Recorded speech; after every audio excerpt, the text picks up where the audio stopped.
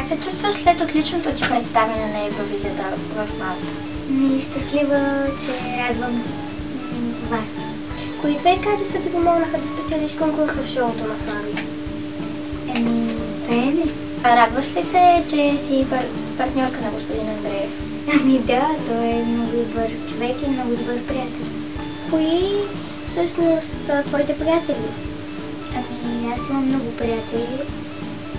И това е. А коя е твоята любима певица или певец?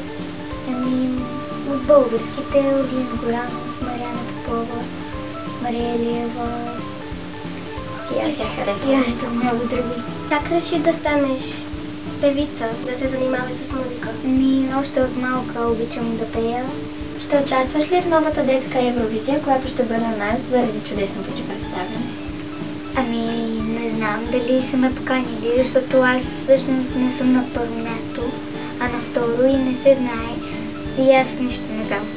Искам да те питам, промени ли се отношението на хората към теб след всичко това, което се случи с теб всъщност? Само към някои хора.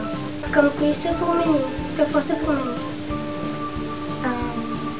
Отношението. Някои хора се промениха, почнаха да ме завиждат, а пък някои хора почнаха да ме обичат и така. Как се чувстваш на една сцена с Хасан и Ибрахим и може ли да ни разкажеш малко за съвместната ти работа с тях? В смисъл, аз много се радвам, защото те са едни много добри музиканти, които свирят на пиано великолепно.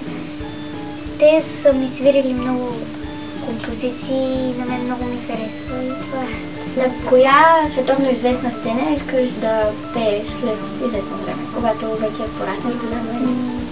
На една от най-хубавите и най-големите. Знаеш ли някоя? Не знам. Аз лично ти пожелавам да пееш на Madison Square Garden.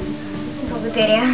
Искаме да ти подарим нещо от нашето училище и ти пожелаваме да станеш наша съученичка след благодаря. известно време. Много благодаря. Ще пожелаеш ли нещо на нашето училище?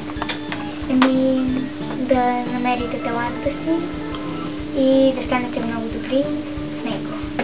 Благодаря ти. Как се носят толкова дини под тези мънички раменца? Как се случва това? Не знам, справям се. А дали ще искаш да дойдеш в нашето училище да видиш, там има много картини, защото нашето училище е за изобразително изкуство. Всички коридори са пълни с картини, имаме много добри художници. Да ни дойдеш на гости в 51-во училище. Може? Добре.